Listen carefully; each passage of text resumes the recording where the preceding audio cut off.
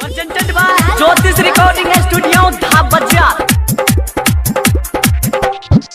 Happy new year बोले है ये बो, हैप्पी न्यू ईयर बोले है ये बो, काल कोनो हाल में चुम्मा लेके जाइबो। चल हट के चुम्मा लेके जाइबो, एगो नया साल में चुम्मा लेके जाइबो, एगो नया साल में चुम्मा दई के पड़त।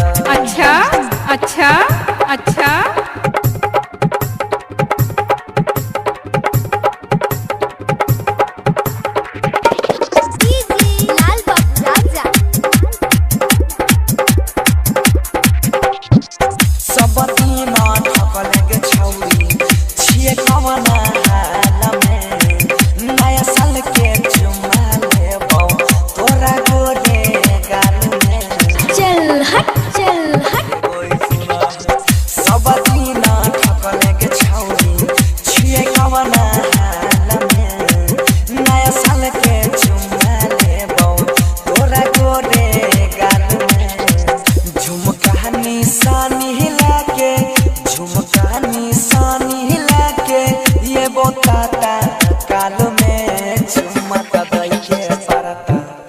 गे चुम्मा दई के परत, इहो नया साल में चुम्मा लेने बिना के न जाइबो, गोरी तोरा ई गाल में चुम्मा लेके जाइबो। अच्छा अच्छा अच्छा